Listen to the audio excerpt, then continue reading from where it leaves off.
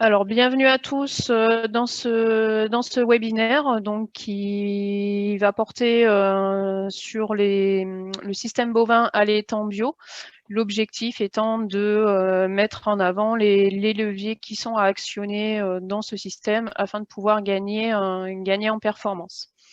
Donc, deux de ces leviers vont être illustrés par un témoignage. Donc, je tiens à remercier nos deux intervenants, Sébastien Fayard et Guillaume Legois, donc qui nous illustreront deux des leviers de performance. Donc, les résultats qui vont vous être présentés se font au niveau de la région Auvergne-Rhône-Alpes-Lozère au niveau de l'année 2019. Donc, c'est un webinaire qui a été réalisé en partenariat entre le CERF France Auvergne-Lozère, Auvergne-Rhône-Alpes-Lozère, pardon, et la FRAB Auvergne-Rhône-Alpes. Donc, avant de commencer dans les résultats, un petit tour d'horizon donc des deux structures, une présentation des deux structures. Alors, je vais commencer avec le CERF France. D'ailleurs, j'ai oublié de me présenter. Je m'appelle Annabelle Barthélémy, donc je suis chargée de mission au sein du CERF France Auvergne-Rhône-Alpes. Donc, le CERF France, au niveau de la région, c'est 17 agences pour un peu plus de 42 000 clients et 1700 collaborateurs, sachant que nos clients sont majoritairement des agriculteurs, mais également des artisans, des commerçants et des professions libérales.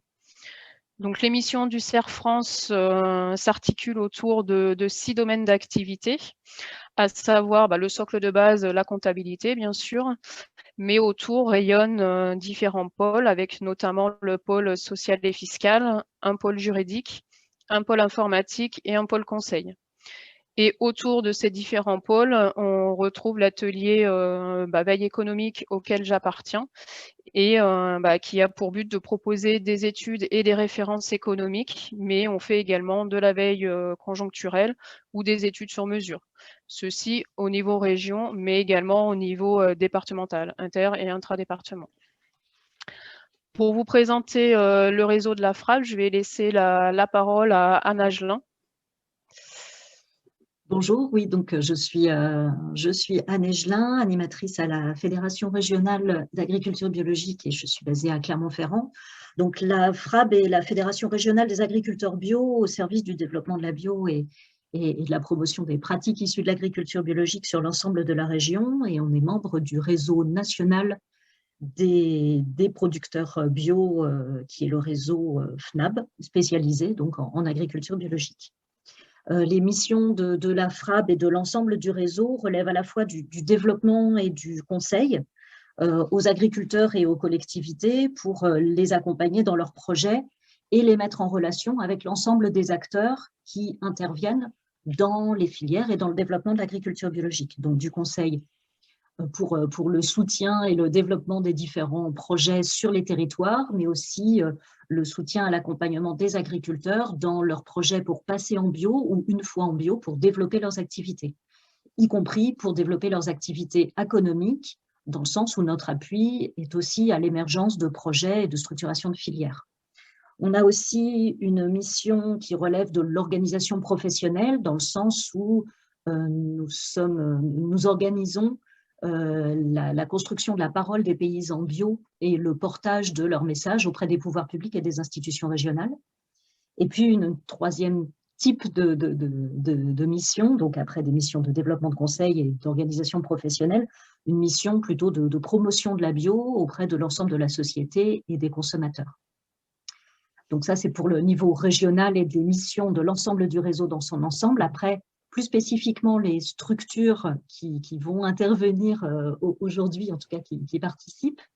Donc, la FRAB en tant que telle donc, regroupe l'ensemble des groupements départementaux ou interdépartementaux qui sont présents sur tous les départements en Auvergne-Rhône-Alpes. Et la FRAB sert de support également à 2 groupes techniques sur 2 productions particulières, le maraîchage et les fruits. Donc la FRAB en tant que telle représente les producteurs bio dans les instances régionales, coordonne du coup l'ensemble des activités à dimension régionale en appui auprès des GAB et se compose du coup d'un conseil d'administrateur de 18 agriculteurs et agricultrices et une équipe salariée présente sur les 2 sites, une à Aubière pour l'ex-région Auvergne et une à Valence pour l'ex-région Rhône-Alpes, composée de 10 salariés en tout. Petit focus également sur les 2 groupements départementaux qui sont représentés et qui seront représentés à travers le témoignage des 2 éleveurs, Guillaume Legois et Sébastien Fayard. Donc, les 2 GAB auxquels ils adhèrent sont Bio63 pour le Puy-de-Dôme, qui regroupe environ 240 producteurs, mais également des acteurs consommateurs, organisations économiques, citoyens, et qui s'organisent aussi avec des commissions thématiques qui traitent de différents sujets, un conseil d'administration de 17 paysans et paysannes et représentants des différentes familles engagées aussi au sein de la bio et d'une équipe salariée de 5 personnes. Quant à Allier Bio, l'association regroupe 40 producteurs et également d'autres acteurs impliqués dans le développement de la bio dans l'Allier, avec un conseil d'administration de 12 élus et une salariée nouvellement arrivée depuis octobre. Voilà pour le paysage institutionnel des participants et des organisateurs de ce webinaire.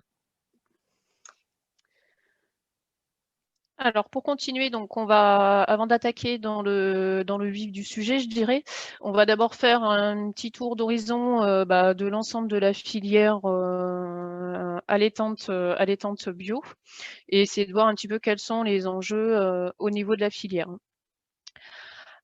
Alors si on regarde sur les 10 dernières années, il faut savoir donc de 2009 à 2019, on a une consommation en viande bovine qui a reculé en moyenne d'un peu moins de 1% par an. Alors ça, c'est des données au niveau viande conventionnelle. Et si on se refocalise sur l'évolution entre 2018 et 2019, ce qui ressort, c'est qu'on a des achats de viande bovine fraîche, donc c'est-à-dire hors produits transformés ou élaborés. On a une diminution des achats de 3%. Donc c'est une diminution qui a plusieurs origines, il y a plusieurs raisons à cette diminution. D'abord, c'est l'ensemble des injonctions santé dont on peut écouter parler, qui sont liées au fait que le plan national nutrition santé recommande une diminution de la consommation en viande bovine. Une autre raison de cette diminution, c'est le fait qu'on a un contexte global, plus global, de baisse de la consommation en produits frais au profit des produits plutôt transformés. Et la troisième raison qui peut expliquer cette baisse de la consommation en viande bovine, c'est le fait qu'on ait un prix qui reste en tout cas plus élevé que le prix de la viande blanche. Alors, si on regarde maintenant au niveau de la consommation en viande bovine bio, donc là, elle tire un petit peu son épingle du jeu, puisque quand on regarde son évolution entre 2018 et 2019, on a une consommation en viande bovine bio qui a augmenté de 8%, sachant que les achats en viande bovine représentent en 2019 presque 40% des achats en viande. Cependant, quand on regarde en parallèle la progression de l'offre qui est faite en viande bio, on constate qu'en 2019, on a des volumes qui ont progressé de 16%, alors qu'on a des achats qui, eux, ont progressé de 8%. Donc, il apparaît que fin 2019, l'un des enjeux au niveau de la filière, ça a été de gérer ce déséquilibre qui est lié à une production qui finalement a croissé plus vite que la demande.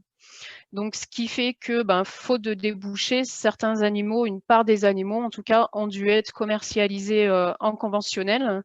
Alors, soit il n'y avait pas suffisamment de débouchés, comme je viens de le dire, mais il pouvait y avoir également d'autres raisons, notamment par exemple la production qui n'était pas totalement en adéquation avec la demande des débouchés. Donc du coup, de là, 2 enjeux ressortent finalement pour l'ensemble de la filière. C'est de pouvoir développer ou renforcer des débouchés afin de pouvoir favoriser la valorisation de l'ensemble des animaux produits. Et on a également un deuxième enjeu, c'est de pouvoir remettre l'offre finalement en adéquation avec la demande. Donc, quand on regarde les débouchés principaux au niveau de la production bio, ce qui ressort, c'est que le principal débouché, finalement, c'est la grande distribution, qui représente presque 60% des débouchés de la viande bio, avec une forme de consommation dominante, je dirais, c'est la viande hachée, c'est le haché. Et, du coup, là, on a un enjeu qui ressort encore, c'est que finalement, il faut, c'est de pouvoir valoriser l'ensemble des muscles des animaux bio, de façon à derrière pouvoir gérer l'équilibre carcasse et du coup pouvoir garantir un prix qui soit juste et rémunérateur aux producteurs. Donc, quand on regarde l'ensemble des autres débouchés possibles, donc on retrouve en deuxième position tout ce qui est magasins spécialisés et boucherie. Et surtout, ce qui est intéressant à regarder, c'est qu'en queue de peloton, je dirais, on retrouve la restauration hors domicile qui ne représente en 2019 que 8% des ventes bio. Mais si on regarde la progression entre 2018 et 2019 de ce secteur-là, elle a progressé de 34%. C'est finalement le débouché qui a le plus progressé. Donc ça, c'est intéressant puisque ça montre la volonté finalement de la filière de vouloir d'offrir des nouveaux, je dirais, circuits de commercialisation, de renforcer du coup les débouchés de commercialisation possibles pour la production, de façon à pouvoir permettre du coup une meilleure valorisation de l'ensemble des animaux qui sont produits. Donc là, on vient de voir les principaux débouchés pour la viande bio. Mais la question qui se pose, c'est finalement la demande, vers quelle catégorie de bovins elle s'oriente. Donc si on regarde cette demande, on s'aperçoit qu'elle est plutôt tournée vers des animaux qui sont finis, bien conformés, que ce soit des bœufs ou des génisses, et également vers des veaux rosés, donc qui respectent une certaine couleur de viande. Et si on regarde en parallèle la production, l'offre qui est apportée, donc là, je me suis basée sur une étude qui a été menée par l'Institut de l'élevage, qui a été publiée il y a un petit peu plus d'1 an, et qui portait sur le devenir des veaux-nés. Ce qui ressort, cette étude, en fait, elle montre qu'on a presque 60% sur les veaux mâles qui finalement sortent de la filière bio pour être commercialisés en conventionnel ou qui partent à l'export, donc certainement en conventionnel. Et ces animaux, c'est principalement des animaux maigres, donc en fait des broutards. D'où on voit bien l'enjeu, c'est de pouvoir remettre de l'adéquation entre l'offre et la demande de la filière. Alors maintenant qu'on a recontextualisé un petit peu voilà, l'ensemble de la filière bio, quels sont les enjeux, que ce soit au niveau de la production ou au niveau des opérateurs. Au niveau économique, au niveau de ces systèmes bio, comment est-ce que finalement ils s'en sortent? Donc là, c'est des résultats qui sont présentés au niveau pour l'année 2019. Donc quand on regarde, alors ce qu'on a fait, c'est qu'on a regardé déjà dans un premier temps les résultats économiques des systèmes bio versus les résultats économiques des systèmes conventionnels. Donc au niveau de la structure, ce qui ressort quand on compare les deux systèmes, c'est que les systèmes bio présentent une part au niveau assolement, une part plus importante de céréales dans l'assolement, puisqu'on a 9% de céréales contre 6% pour le secteur conventionnel. Et au niveau gestion des effectifs, on est sur des systèmes qui sont plus extensifs, puisqu'on est à 0,8 UGB par hectare contre 1 UGB pour les systèmes conventionnels. Néanmoins, quand on regarde les systèmes conventionnels, on s'aperçoit que c'est des systèmes qui présentent une meilleure productivité de la main-d'œuvre du fait qu'ils gèrent 76 UGB contre 57 au niveau des systèmes bio. Alors, au niveau des résultats économiques, comment cela se traduit? Ce qui ressort, c'est qu'on a des systèmes bio qui sont plus autonomes et plus efficaces. Alors, l'autonomie, on la mesure en regardant la marge brute globale que l'on rapporte aux produits d'exploitation. Donc, ce qui ressort, c'est qu'on a des systèmes bio qui présentent un rapport, une autonomie plus élevée, puisqu'elle est de 69%, contre 64% en système conventionnel. Et ceci s'explique par le fait qu'ils aient un produit d'exploitation supérieur et qu'en parallèle, ils maîtrisent mieux leur charge opérationnelle comparativement au conventionnel. Si on regarde en parallèle l'efficacité technico-économique, c'est-à-dire le rapport EBE sur produit, donc cette efficacité, en fait, elle permet d'analyser la capacité en fait, du système à libérer du résultat économique à partir des moyens de production mis en œuvre. Donc au niveau des systèmes bio, ils présentent une efficacité supérieure de 3 points et qui s'explique par le fait qu'ils aient déjà à la base une meilleure maîtrise des charges opérationnelles. Alors, si on regarde ensuite cette EBE libérée, à quoi est-ce qu'il va servir? Ce qui ressort, c'est qu'au niveau des systèmes bio, une fois que le BE a servi finalement à couvrir les annuités et les prélèvements privés, il ressort finalement qu'on a des systèmes bio qui sont plutôt à l'équilibre puisqu'ils arrivent à libérer une marge de sécurité, sachant qu'on a 4% de l'EBE qui va permettre d'alimenter la marge de sécurité, alors que dans les systèmes conventionnels, une fois que les annuités et les prélèvements privés sont couverts, il ne reste rien du coup pour la marge de sécurité. Alors du coup, on a des systèmes bio qui sont plutôt à l'équilibre d'un point de vue économique, mais tout en sachant que cet équilibre se fait aux dépens d'une rémunération, comme on peut le voir, qui n'excède pas un SMIC.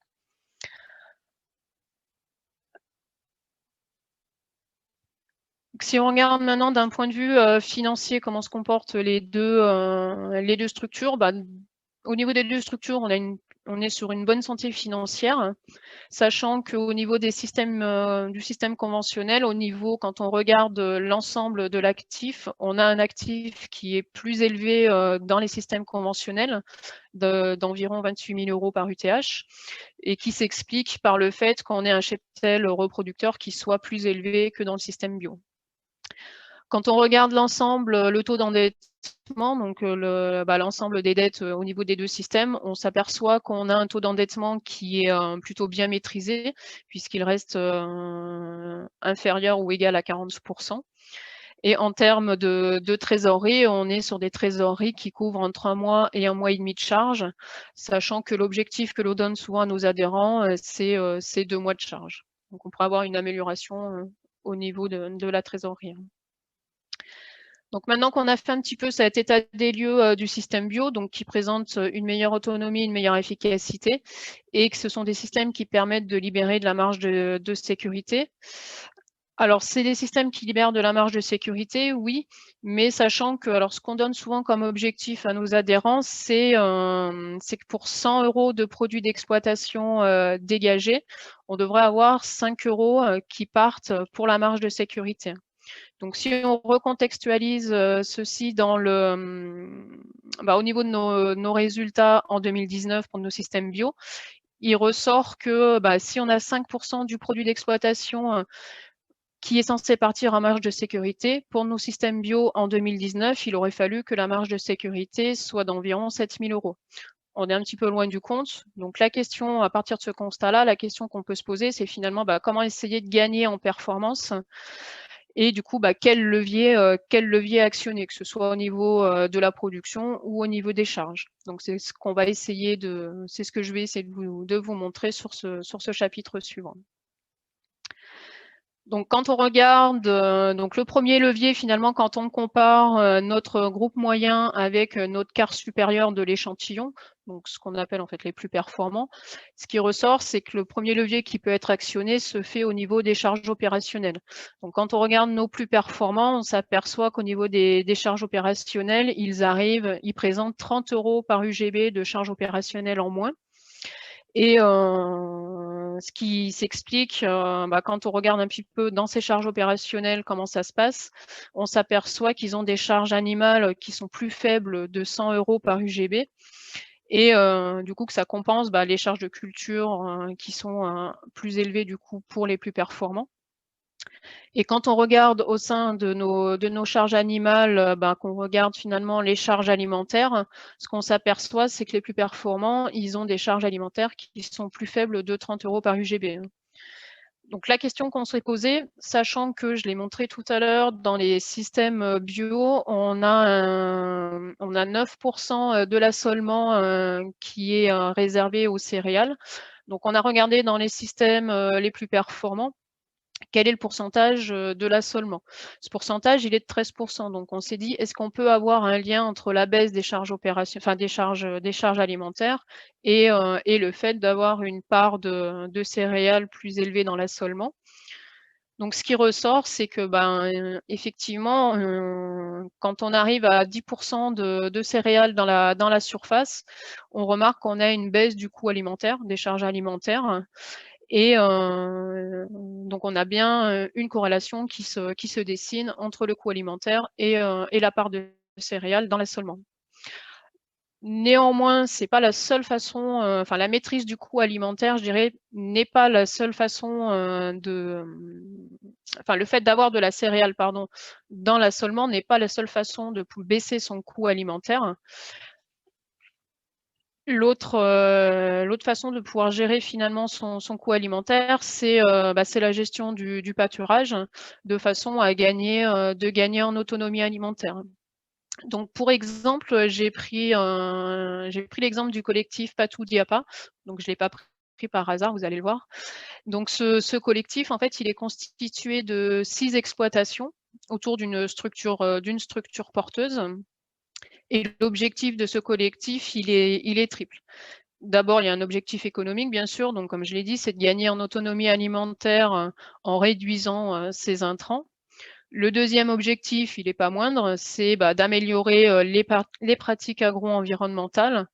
Et enfin, le troisième objectif, il est plutôt au niveau du consommateur, c'est de produire une viande de qualité qui réponde aux attentes du consommateur, que ce soit en termes de conditions d'élevage, mais également en termes environnementaux. Donc, j'ai pas pris cet exemple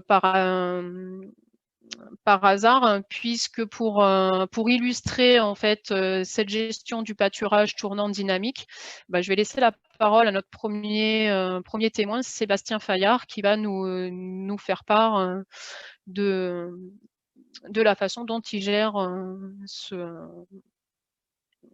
cette gestion de pâturage. Très bien. Merci. Bonjour à tous. J'espère que vous m'entendez bien. Donc, oui, tout à fait. on m'a demandé d'intervenir aujourd'hui pour parler de ce que j'ai commencé à mettre en place sur ma ferme. Donc, je suis situé à côté de Vichy. Voilà. Pour faire un petit historique, j'avais commencé une formation ou deux et une visite d'exploitation il y a maintenant 6 ou 7 ans avec plusieurs personnes qu'on voit sur les photos qui font aujourd'hui partie du GI2E. On a été visiter une exploitation qui faisait de l'ovin en pâturage tournant dynamique dans le centre de la France avec 0 bâtiment. Voilà. Et donc, du coup, notre point de réflexion est parti de cette visite-là qui nous a un peu chamboulé, on va dire, et remis en cause nos systèmes, notamment le mien, voilà, où j'avais 4 mois d'hivernage. Je suis en bovin allaitant, moi, par contre, puisque, précise, mais il n'y avait pas besoin. Et du coup, parti de cette réflexion-là, on a continué à se former. On a travaillé avec un cabinet privé qui s'appelle PâturSense. Et on a voulu aller plus loin en collectif. Et du coup, on a décidé de se monter GI2E. On a du coup décidé de le monter par le biais de Socaviac Feder. Parce que c'est la structure qui a voulu nous suivre et qui est intéressée dans cette démarche. Voilà, même si on ne commercialise pas tous par le biais de cette structure. Sur les exploitants que vous voyez, il y en a 3 qui sont conventionnels et 3 qui sont en bio. Donc c'est pour dire qu'on n'est pas obligatoirement que des bio, mais dans mon cas, je suis en bio depuis 2003 et je suis parti de la réflexion que j'avais des coûts alimentaires, notamment des coûts d'hivernage que je trouvais trop élevés et que avec un cours de la viande en bio qui est stagnant, Et ça me fait un peu titiller quand je vois dans les premières diapos le prix de vente au consommateur, lui, est en augmentation. Et ça, c'est un autre sujet. Mais du coup, j'ai dit pour limiter mes charges, je vais me concentrer sur ce que je donne aux animaux. Et la principale ressource que j'ai sur ma ferme, c'est l'herbe, que ce soit des prairies naturelles ou des prairies temporaires base luzerne, qui rentrent dans la rotation puisque j'ai une surface aussi en culture.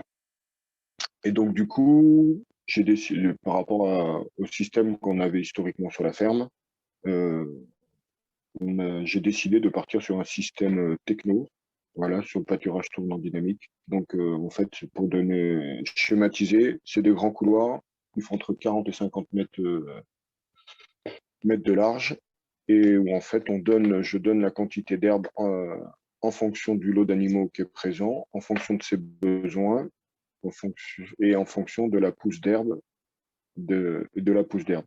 Et en fait, en fonction de ces trois demandes, de ces trois objectifs, eh ben, je donne une surface adéquate pour entre 24 et 72 heures. Ça m'a demandé pas mal d'investissements en clôture, notamment aussi sur l'eau. Et moi, il a fallu que j'habitue les vaches au fil électrique, parce que avant, j'étais clôture barbelée. Donc, ça a posé quelques soucis, notamment la première année. Maintenant, c'est rentré dans l'ordre de ce côté-là. Et maintenant, j'essaie d'optimiser, de m'améliorer encore plus sur le printemps et sur des périodes qui sont très difficiles par chez nous. Notamment, beaucoup doivent le connaître, c'est que nous, on vient d'enchaîner 3 ans de sécheresse et notamment la gestion de l'herbe sur les périodes sèches. Où en fait, j'essaye de gérer ça maintenant en faisant des stocks sur pied.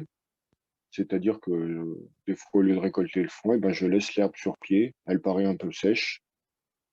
Mais en fait, je fais manger cette herbe pendant les mois difficiles, on va dire, les mois de sec. Et, et, en- et du coup, ça m'évite des frais de mécanisation et c'est plus facile en temps. C'est plus facile pour moi de faire le tour de mes vaches le matin ou le soir et de bouger un fil ou deux électrique par l'eau. En même temps, je vois mes animaux et au lieu de sortir le tracteur, amener une botte de foin, sachant qu'il y a aussi le coût pour faire toutes ces bottes de foin et de les stocker. Je fais quand même des stocks hivernaux parce que je suis encore pas au top, parce que j'ai encore les animaux qui rentrent en bâtiment, une partie de l'année, notamment pour les vélages. Voilà, parce que je fais les vélages en bâtiment. Ma période de vélage est à partir du 1er février jusqu'en gros au 15 avril. Euh, et après, par contre, les jeunes rentrent très peu de temps et ressortent le plus vite possible. Voilà. Cette année, ils sont rentrés au mois de début janvier et je vais les ressortir d'ici une dizaine de jours. Voilà. Euh, Après, du coup, je engraisse tous mes bovins. Je suis en bœuf, quelques veaux rosés, 4-5 par an. Mais après, principalement, après c'est les bœufs, vaches engraissées. Et je fais pas d'engraissement de génisse puisque je fais faire un veau à toutes mes vaches. Voilà. Après, ce qui est important, c'est aussi la, tout ce qui est suivi, parasitisme. Parasitisme, on travaille là-dessus avec le J2E, notamment depuis 1 an et demi. Là. On a fait une formation ou deux là-dessus pour gérer au mieux le parasitisme avec le pâturage. Et on se rend compte que au niveau technique, il y a des espèces d'herbes qui auraient des effets pour aider les animaux à lutter contre le parasitisme. Voilà. Après, il y a une gestion aussi de l'herbe là-dessus par rapport aux jeunes, sur les jeunes prairies. Et après, pas mal de copro. Euh, Et pour l'instant, on gère bien comme ça et on n'expose pas nos charges de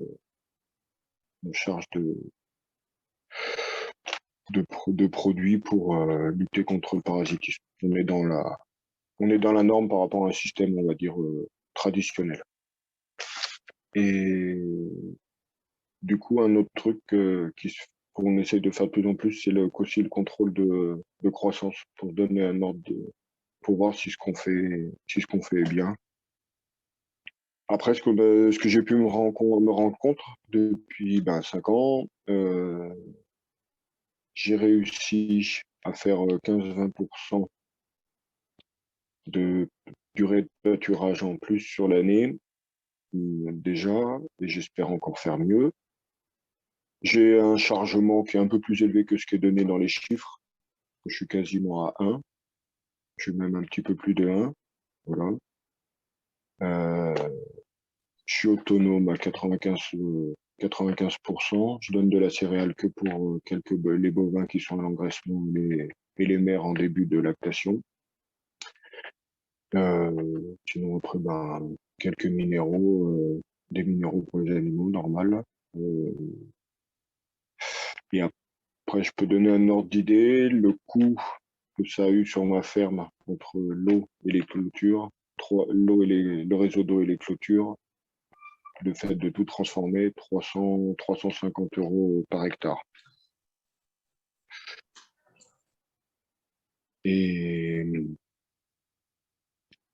s'il y a des questions, après, voilà, parce que je suis peut-être parti un peu dans tous les sens, je suis désolé, mais c'est ce qui m'est venu, c'est ce qui me vient. Après, si on a noté tous, ça c'est clair, une meilleure vie du sol et une meilleure redémarrage après les périodes sèches.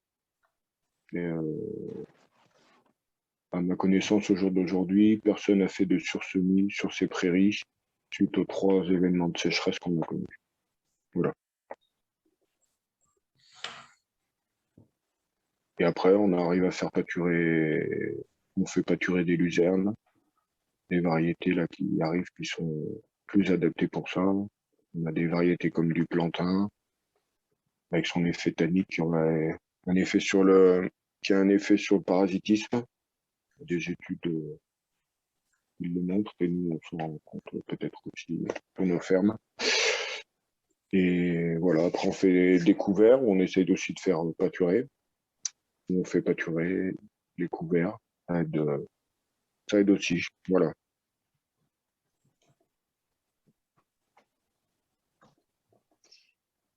Alors, dans le chat, il n'y a pas de questions particulières, mais à la limite, je prends la main pour t'en poser, Sébastien. Tu as indiqué que tu avais chiffré en gros les coûts de cet aménagement à 350 € par hectare. Est-ce qu'il a été possible aussi de chiffrer les économies que tu as pu faire par la mise en place de cette pratique, notamment en termes de moindre coût d'achat de fourrage, par exemple? Ah ouais, pas d'achat de fourrage, voilà. Et après, le seul achat que je fais, c'est acheter un peu de céréales pour mes animaux. J'ai vu passer une question sur les rations engraissement. Rations engraissement, foin, ensilage de métailles ou de prairies permanentes et ensilage de luzerne. Voilà. J'arrive à une ration qui est aux alentours de 14,5-15 de MAT et qui, avec, je rajoute 1,5 kg, 2 kg d'orge pour les entre 3 et 4 mois d'engraissement.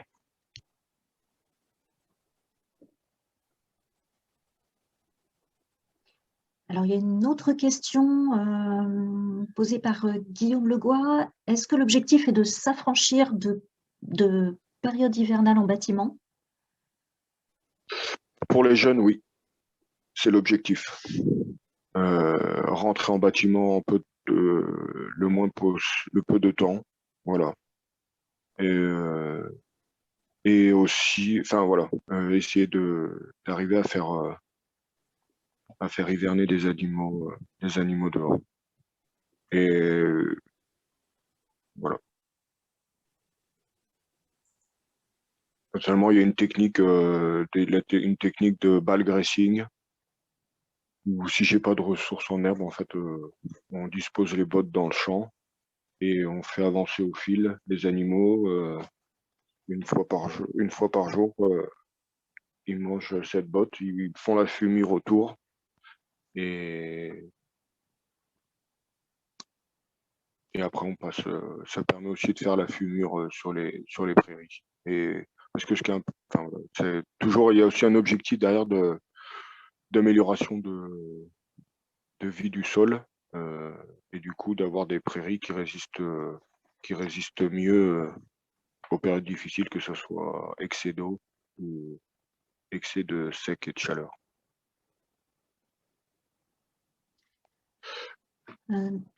J'ai vu une question sur l'état d'engraissement. L'état d'engraissement pour moi ne pose pas de problème. J'arrive à sortir les animaux à 3. Je suis jamais, enfin voilà, je suis pas en excès de gras et après enfin, c'est un choix, mais si je perds entre une dizaine, 10 ou 15 centimes sur le prix de ma carcasse par rapport à une note d'état d'engraissement, eh ben, je fais ce choix parce que, pour donner un ordre d'idée, je me suis renseigné cette année pour un aliment, bon, parce que j'en avais pas, pour voir si j'utilisais ou pas. Pour un aliment en 36 de MAT, on était à plus de 900 € la tonne livrée, donc ça m'explosait mon coût alimentaire pour l'engraissement et j'ai refusé de faire un tel investissement parce que c'est pas du tout adéquat avec le prix de mes bêtes qui est aussi en moyenne autour de 4,20, 4,25 du kilo de carcasse. Si j'avais les chiffres du CER, je pourrais sous les yeux, je les donnerais parce que je les regarde. Et voilà. Voilà moi la moyenne de mes prix de vente de mes carcasses. Il y en a qui font mieux, il y en a qui font moins bien. Enfin, voilà. Il y a beaucoup de choses qui peuvent entrer en considération. Il y a une question par rapport au mode d'engraissement. Est-ce que donc les engraissements est-ce que les animaux sont agressés en bâtiment ou dehors et est-ce qu'il y a une distribution de foin en hiver? Les deux. L'année dernière, j'ai fini 90% de mes bœufs au pâturage. Ils sont partis en juin, juillet en vente. Ils étaient sur des prairies temporaires base luzerne. Et voilà, ça s'est très bien passé, pas de météorisation. Et voilà. Et après aussi, j'en finis en bâtiment. Là, j'ai quelques vaches qui sont j'ai des animaux en bâtiment là, qui sont engraissés, mais voilà. Il y en a. J'essaye d'engraisser des animaux tout au long de l'année. Une question sur le poids des carcasses des vaches et des bœufs. Les bœufs, c'était des bœufs charolais. J'étais à 400. J'ai fait un 440, 450 de moyenne. R égale 3. Moyenne 40 mois. Et voilà. J'ai oublié une partie de la question, excuse-moi. Sur le poids des carcasses vaches et bœufs, mais donc là, c'est... Eh ben ouais, les carcasses, je suis aux alentours des 400 kg de moyenne. Voilà. Après, sur la conduite en pâturage tournant dynamique, une question autour de est-ce que les périodes en excès d'eau n'est pas préjudiciable pour la structure du sol? Et puis une question spécifique sur les variétés des luzernes que tu utilises pour qu'elles soient pâturables sans risque de météorisation. Du coup, la luzerne, la variété, c'est de la luzelle. J'ai aussi fait pâturer de la luzerne style Europe. Voilà, c'est ce que j'ai en variété. Mais là, je suis en train de développer la luzelle pour le pâturage parce qu'elle résiste mieux au pâturage et elle repart un peu plus vite. Après, par rapport à... Pâturage tournant dynamique en cas d'excès d'eau. Ouais, j'évite les parcelles j'évite les parcelles où je sais que je vais avoir des problèmes d'excès d'eau, parce que j'ai un parcellaire où j'ai des sols qui sont très différents, qui vont des limons, des sables, jusqu'à des fortes argiles, 50-60% d'argile, j'ai vraiment tout. Et on essaye de jongler, j'essaye de jongler en fonction du temps et de la portance. Après, les parcelles où j'ai eu des fois un peu de piétinement, ça repart très bien si on respecte un temps de repos adéquat. Voilà. Après, il y a beaucoup de travail d'observation quand même à faire. Et voilà, mais c'est arrivé des parcelles où j'avais des animaux lourds, ça s'est enfoncé de 10 cm, 10-15 cm, et puis c'est reparti 2 mois, enfin, ça dépendait les périodes, mais 2 mois, des fois après, c'est bon, on pouvait y revenir, ça s'était amélioré, quoi. L'herbe était revenue, quoi. Voilà. Et, composition de métail, tout simple, triticale poids, triticale poids. Je crois qu'on a fait le tour des questions qui ont été posées par le chat. J'essaye, par contre, j'ai un objectif maintenant. Pour moi, l'âge des bœufs, c'est trop tard. J'essaye de réduire drastiquement. J'ai un objectif de réduire très drastiquement, d'arriver à gagner 1 an sur l'engraissement. C'est l'objectif. C'est un objectif que je me suis fixé. Là, cette année, j'ai des bœufs qui ont commencé à partir sur l'autre génération, et du coup, j'ai déjà gagné 5-6 mois, 5-6 mois. Voilà. Donc, la génétique joue. Je ne vais pas vous le cacher. Je croise mes charolaises avec de l'aubrac. J'ai une partie des vaches qui est aubrac, et j'ai 100% des taureaux qui sont aubrac. Voilà. Malheureusement, je trouve qu'aujourd'hui, la génétique charolaise que j'ai pu chercher, essayer et tout, n'est pas totalement adaptée à mon système. Voilà. Et j'ai fait le choix de l'aubrac, c'est totalement affectif, et on veut mettre dans les races les plus rustiques que j'ai pu trouver. Enfin, que j'ai envie d'essayer, quoi. Voilà. Et donc, ton objectif, ce serait d'avoir des bœufs de 2 ans et demi? Ouais, arriver des bœufs, à faire partir les bœufs à 30 mois grand maximum. Voilà. Okay. Peux-tu repréciser quel est le pourcentage de culture que tu as dans tes surfaces? J'ai 25% de culture.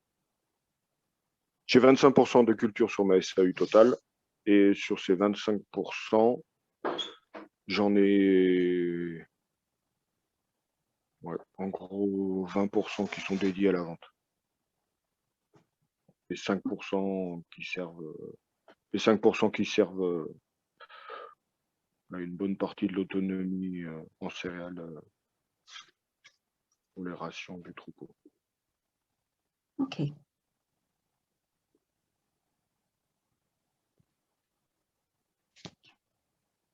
Merci beaucoup, Sébastien, pour témoignage et pour la réponse aux questions.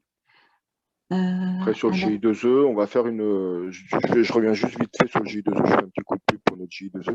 Tu as raison. Camille qui est dans les personnes qui sont en visio sera contente. On va faire une journée porte ouverte. Voilà. Et du coup, on sait que on va inviter notamment le CEA, la FRAB, voilà, mais ça sera ouvert aussi aux paysans et paysannes qui veulent venir voir ce qu'on fait et ce qu'on a déjà fait. Les marches de progression. Voilà, ça sera dans l'Allier par contre, dans la montagne bourbonnaise. Est-ce que tu as déjà une date à nous donner? Pas précisément, parce qu'on doit la caler. Voilà. On doit la caler en fonction des dispos, et aussi en fonction un peu de la vision par rapport au Covid. Voilà. D'accord. N'hésite pas à faire passer l'invitation, et du coup… On la fera passer, on la fera diffuser au maximum. Très bien. Parce que de toute façon, le J2E, on a un objectif pas d'open source, mais de diffuser nos résultats et de diffuser ce qu'on a fait. Donc c'est dans l'objectif, dans les devoirs, on va dire, du GI2E. Ah ben, Voilà. parfait. Merci beaucoup, Sébastien. Merci. On va peut-être continuer du coup. Annabelle, tu reprends la main? Oui, du coup, je reprends la main, effectivement. Merci Sébastien, du coup, pour ton témoignage.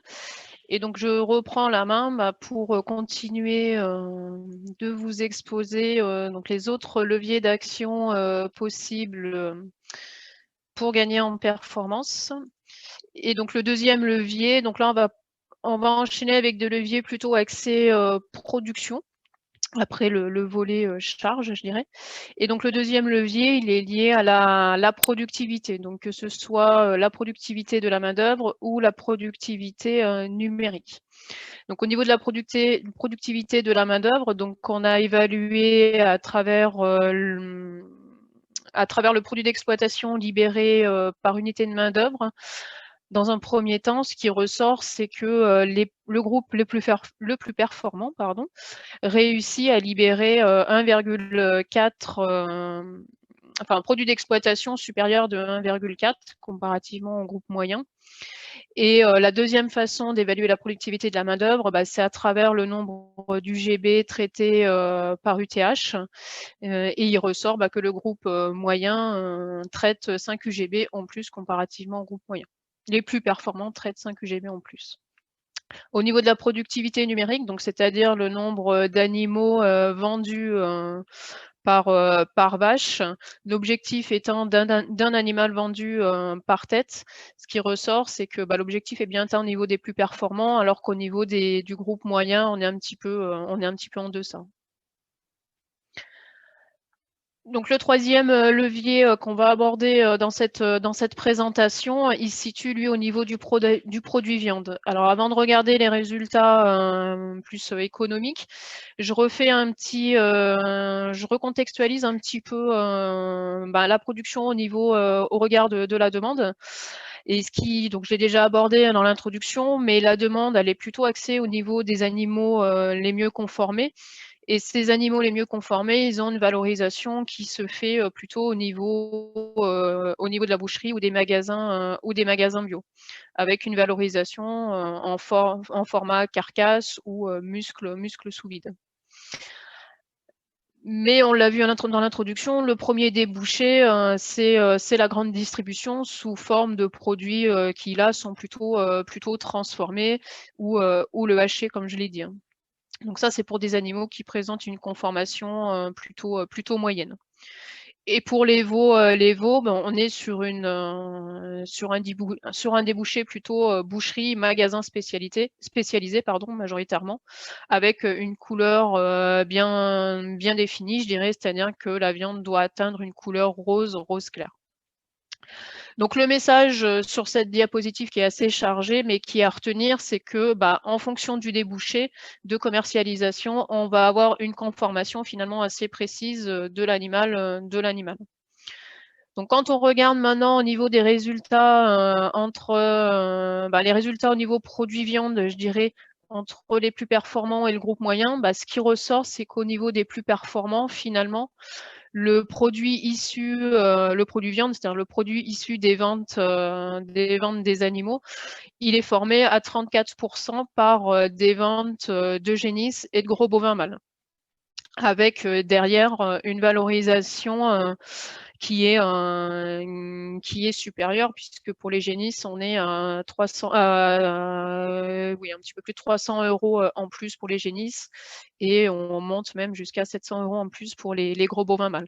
Alors, sachant que derrière, c'est une valorisation, vu que c'est des prix à la tête, c'est une valorisation qui est liée soit au fait qu'on a un meilleur état de conformation, soit une meilleure valorisation au kilo de carcasse. Alors pour finir sur ces leviers de performance, au niveau économique finalement, comment est-ce que notre groupe le plus efficient s'en sort? Et quand on regarde finalement la marge de sécurité qui est libérée par ce groupe, il ressort qu'on a 16% de l'EBE qui part finalement pour alimenter cette marge de sécurité. Donc ce qui représente à peu près 150 € par UGB. Une fois que les annuités sont couvertes et que les prélèvements privés sont passés par là. Et ce qui ressort également, c'est que du coup, il y a de la marge de sécurité de libérer, et tout en permettant des prélèvements privés qui sont de l'ordre de 1,4 SMIC. Alors, donc on a un prélèvement à hauteur de 1,4 SMIC, mais on a également, cette libération de marge de sécurité se fait aussi via un rapport annuité sur EBE qui est relativement bien maîtrisé, puisque souvent à nos adhérents, ce qu'on donne comme objectif, c'est une part d'annuité dans l'EBE de 40%. Donc on voit qu'on n'en est pas très loin finalement avec les systèmes les plus performants. Et en termes de marge de sécurité, donc je l'avais dit précédemment, l'objectif c'est qu'on ait 5% pour 100 € de produits d'exploitation libérés, enfin dégagés, on a 5 € qui part en marge de sécurité. Donc quand on remet ça à hauteur du groupe des plus performants, on a cet objectif de 5% de produits d'exploitation qui part en marge de sécurité. Donc finalement, on a bien un groupe performant, même d'un point de vue économique, qui reste aussi performant. Donc là, on vient de voir un petit peu les leviers qui peuvent être actionnés, je dirais, d'un point de vue technico-économique. Alors, un autre levier peut être actionné. Donc là, je dirais que c'est plutôt un levier, ce que j'ai tendance à dire commercial, c'est-à-dire qu'on a vu précédemment que l'un des problèmes qu'on pouvait avoir dans les systèmes bio, c'était la valorisation des animaux et de l'ensemble des animaux. D'où la nécessité de pouvoir mettre en place une stratégie qui permette de commercialiser l'ensemble des animaux avec tout en ayant d'ailleurs de la valeur ajoutée. Donc la question qu'on se pose, c'est finalement pourquoi pas une complémentarité entre une commercialisation en filière longue et une commercialisation en circuit court. Alors, la commercialisation en circuit court, l'avantage, c'est qu'elle peut apporter effectivement de la plus-value économique via une meilleure valorisation des animaux, mais ça apporte également une reconnaissance du travail aux yeux du consommateur. Et voilà, dans l'objectif étant du coup de satisfaire ce consommateur en lui proposant des produits qui répondent à sa demande. Donc, ce qui nécessite d'avoir une gamme de produits adapté du coup à cette demande.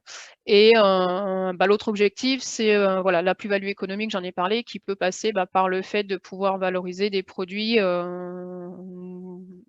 des viandes qui sont plutôt à cuisson longue, via des produits transformés, séchés ou des conserves. Alors le fait de commercialiser en circuit court, par contre, ça nécessite derrière vraiment une réévaluation de sa stratégie de production, et que ce soit d'un point de vue de la production, mais également de la commercialisation. Alors au niveau de la production, ça nécessite, on l'a vu, la demande est plutôt axée sur des produits, sur des animaux, qui sont plutôt bien conformés, finis.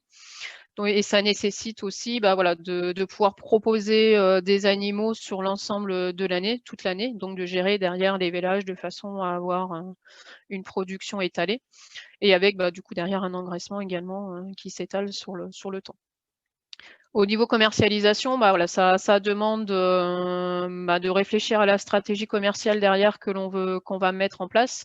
Est-ce que dans les circuits courts, il y a de la vente directe et de la vente indirecte? Alors la différence, c'est qu'en vente directe, on va avoir la partie découpe transformation qui va se faire à la ferme, alors qu'en vente indirecte, tout passe par la prestation de service. Donc là, derrière, ce qui est noté sur le petit schéma, c'est qu'on a des temps de travail qui varient pour un animal. Donc derrière, il faut aussi gérer cette question de temps et organiser finalement les deux casquettes de producteurs et de commerçants derrière. L'autre point aussi qu'il faut avoir en tête quand on veut faire de la commercialisation en circuit court, c'est de bien fixer son prix de vente. Bien le fixer parce que bien souvent, ce prix de vente, il couvre pas forcément tous les coûts qui sont derrière. Et donc un prix qui est faible du coup et qui, comme je viens de le dire, qui couvre pas l'ensemble des coûts, sachant qu'en système bio, on a en plus des coûts de production qui sont un peu plus élevés, notamment quand on fait de la vente directe, puisqu'il y a tous les frais derrière de transformation, de commercialisation qui restent plus élevés, et de main-d'œuvre aussi. Donc, il faut tenir des coûts de production, mais pas que. Il faut également tenir compte de la marge que l'on souhaite derrière dégager. Alors, marge voilà, qui va avoir derrière plusieurs facteurs influençants, dont voilà, tenir compte aussi du temps que l'on passe pour la partie commercialisation. C'est important d'en tenir compte au niveau du prix de vente. Mais également, d'autres facteurs qui vont pouvoir venir influencer ce prix de vente, ça va être le format sous lequel on va commercialiser, en caissette ou plutôt en détail. Et également, tenir compte de la clientèle. Est-ce que ça va être une clientèle vraiment proche qui va venir s'approvisionner directement, ou est-ce que c'est une clientèle plus éloignée qu'il va falloir livrer? Donc là, du coup, ça va entraîner des frais derrière supplémentaires dont il faut tenir compte au niveau de son prix de vente. Alors pour illustrer, juste avant d'illustrer finalement cette complémentarité filière longue, filière courte avec le témoignage de Guillaume, il faut juste, voilà, ce qui peut être intéressant à avoir en tête pour peut-être pour les adhérents qui sont présents et qui envisagent peut-être de la commercialisation en circuit court, c'est qu'il existe une aide aux investissements collectifs. Donc ça concerne donc un projet collectif. Soit lié à de la création ou à un développement ou à un réaménagement d'un point de vente collectif, ou alors d'un atelier de transformation ou d'équipement, de conditionnement ou de stockage. Donc c'est un financement qui se fait par la région à hauteur de 40% des dépenses. Et donc, comme je l'ai abordé, donc pour illustrer cette complémentarité filière longue, filière courte, on a Guillaume Legois qui va témoigner de cet aspect-là. Donc Guillaume, du coup, je te laisse la parole. Oui. Vous m'entendez bien là? Oui. Oui. Ok.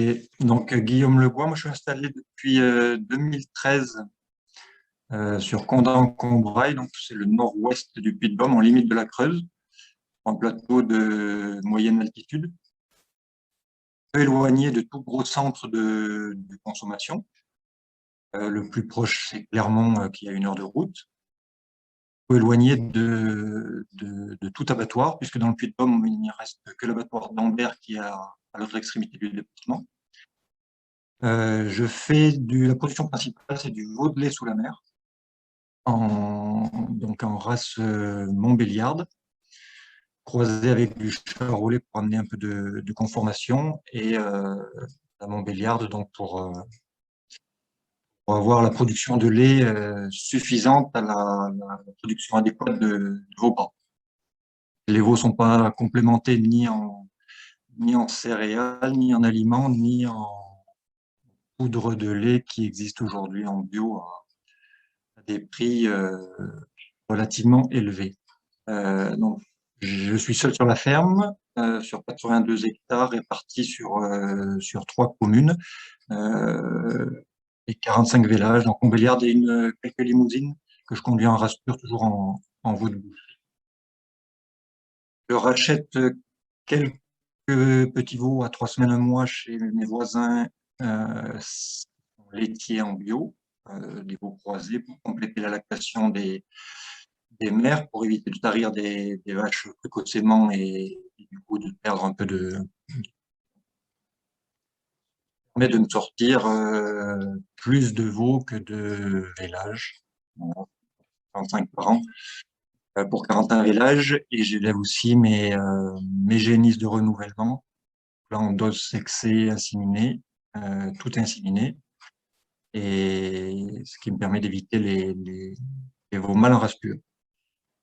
Je produis en plus 3-4 soit des génisses grasses, soit des bœufs, donc là qui proviennent aussi d'achats à mes voisins de laitonnes, de broutards ou de veaux à l'étang pur que je garde, que je lève. Et là, le but de cette catégorie, c'est de diversifier un peu la production et de valoriser des parcelles uniquement pâturables qui sont un peu éloignées. Mais en termes de rentabilité, on est très loin après de la production de veau. Donc, au niveau de la vente directe,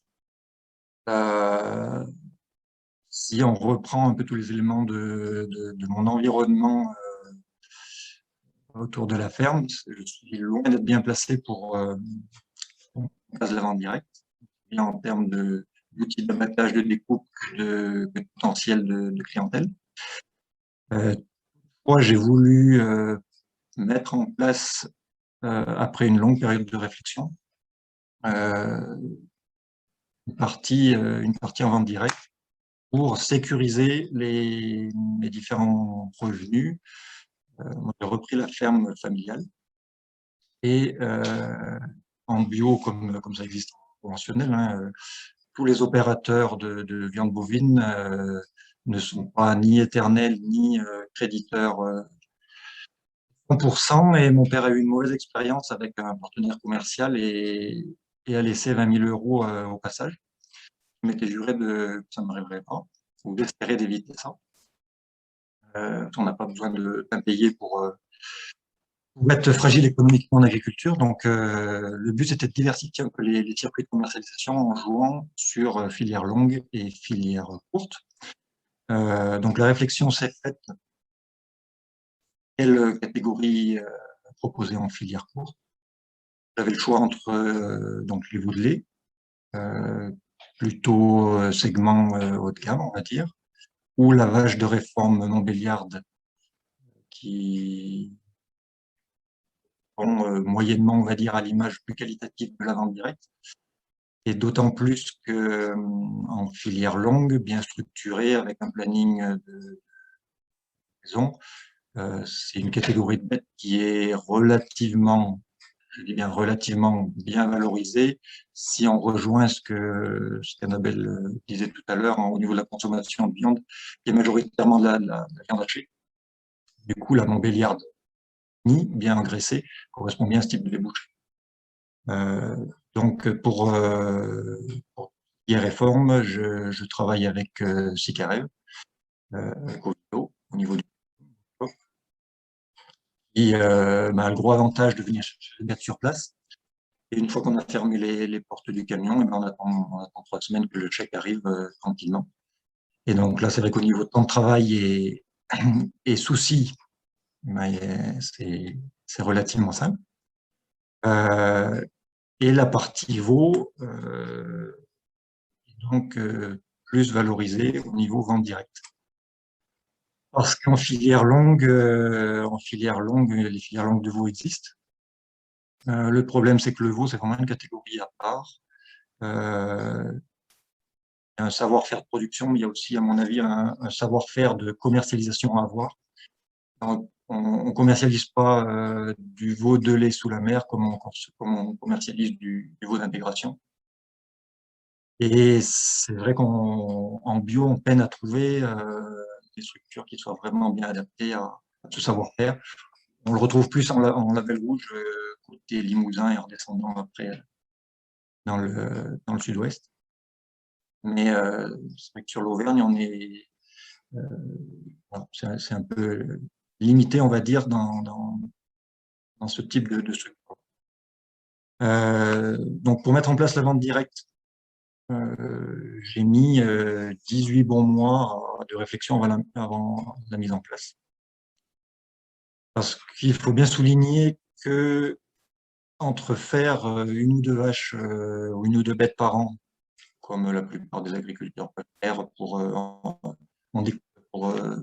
la famille, pour le petit cercle d'amis, relativement simple et facile à mettre en place. Ça reste plus quelque chose que je vais, même si c'est pas péjoratif, mais que je vais caractériser plus d'amateur. Et si vous voulez vraiment mettre en place, pérenniser sur des volumes conséquents de la vente directe, c'est loin d'être anodin, aussi bien en organisation qu'en impact fiscal ou économique.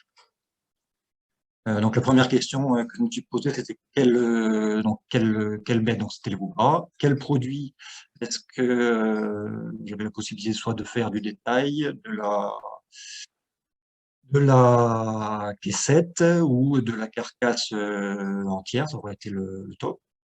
Donc aujourd'hui, ce que j'essaye de faire, c'est de rediversifier au sein de la vente directe les circuits de commercialisation pour éviter les problèmes en cas de baléa, comme on a pu avoir au mois de mars dernier. Donc, je diversifie aussi bien en termes de produits, donc je fais des courtilles de viande, avec composition fixe et poids fixe, pour éviter toute perte de temps sur les commandes particulières et la réalisation des découpes. Je diversifie aussi sur la zone de distribution, puisque j'ai mis en place un système de réservation préalable. Il y a un site de réservation en ligne et avec des dates de livraison fixes, moi, pour avoir une certaine régularité dans la livraison des clients et fidéliser un peu la clientèle. Donc, la fréquence une fois par mois, le nombre total de veaux qui est commercialisé en vente directe, il est aujourd'hui d'une vingtaine. Donc ça fait 40%. La faible quantité, on va dire,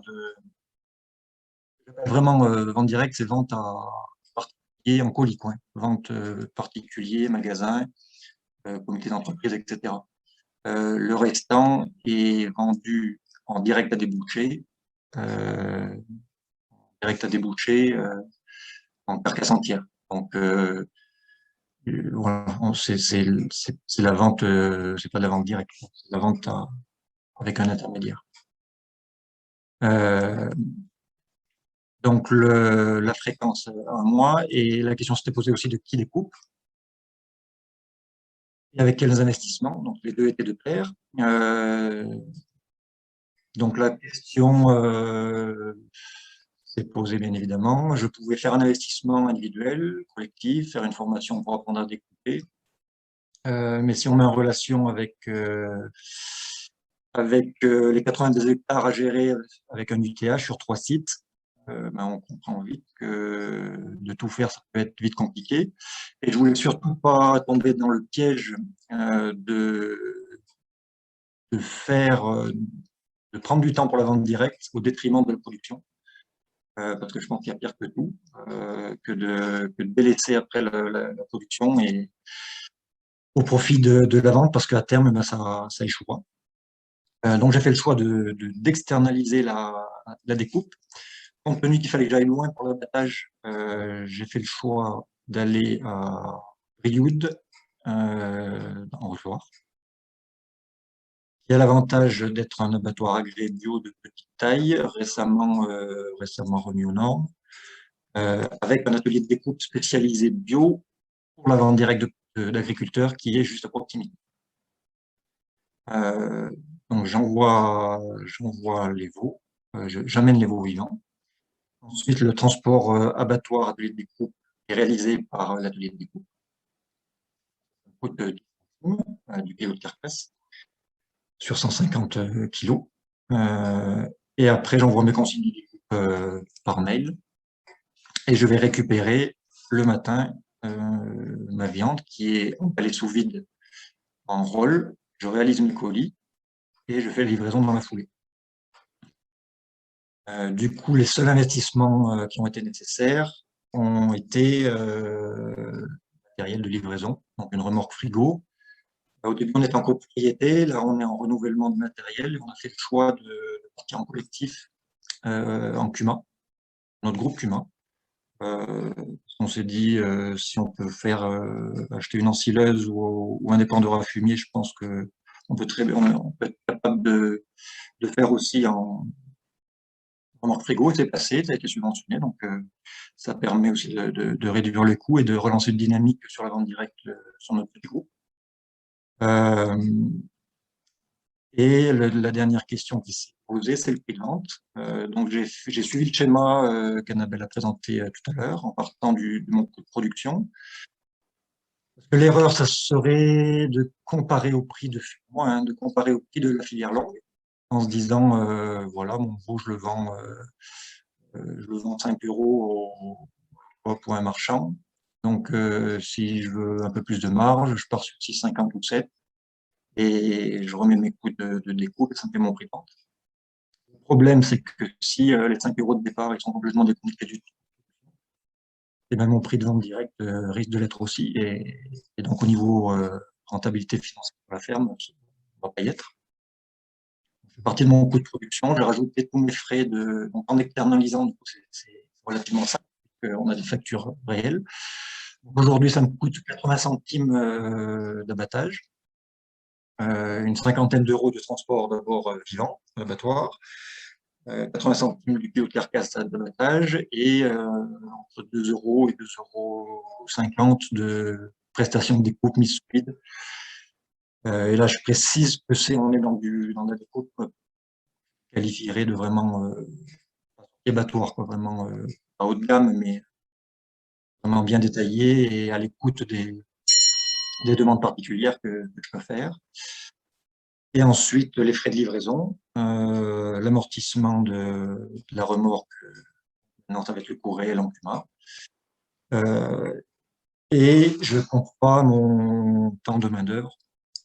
Je ne le compte pas dans le coût de production, donc je ne le compte pas non plus dans le en direct. On est à peu près avec toute la livraison, on est dans l'ordre d'idée qui était présenté là, 12-15 heures par bête, ils y sont sans problème. Au niveau de la marge brute et dégagée, donc pour chaque bête, je leur calcule moi ma marge qui on peut appeler quasiment nette avant déduction des charges de structure globale de la ferme, mais voir un peu où j'en suis ramené au kilo de carcasse. Et il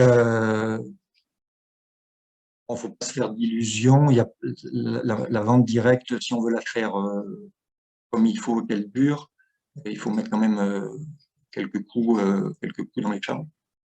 Et du coup, la marge brute dégagée n'est pas sensationnelle. Elle est meilleure sur les meilleurs veaux, comme un meilleur veau sera mieux payé en filière longue qu'un moins bon. Parce que tous les frais sont sur les kilos de carcasse. Un bon veau aura plus de rendement, du coup on aura plus de viande vendue. Je n'ai pas répondu à la question sur le prix de vente. Du coup, mon prix de vente sous vide livré par colis de 7 kg, 7 € du kilo TTC. C'est vrai. Et j'observe aujourd'hui que au niveau de la vente, le prix n'est pas un frein. Peut-être que je dis pas que tout le monde est capable de se payer la viande à 17 € tous les jours, hein, mais 17 € du kilo TTC.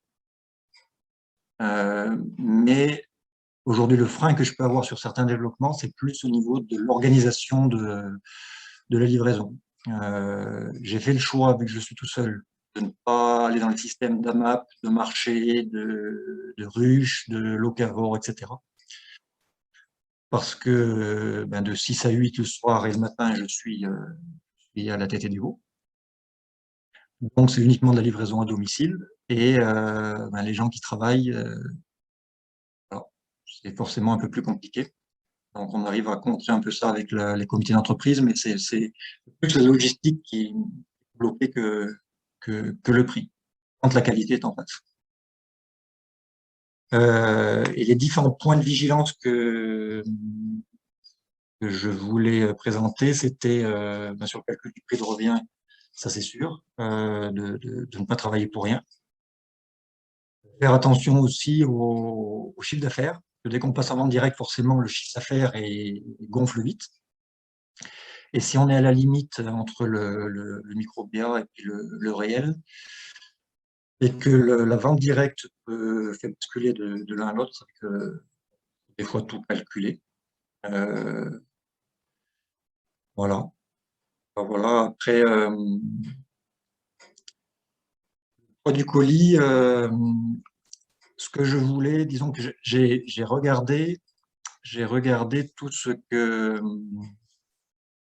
j'ai essayé de ne pas faire, tout ce que j'aimais pas en tant que consommateur sur les ventes directes que j'ai eu l'occasion d'acheter chez d'autres agriculteurs quand je travaillais dans la mienne.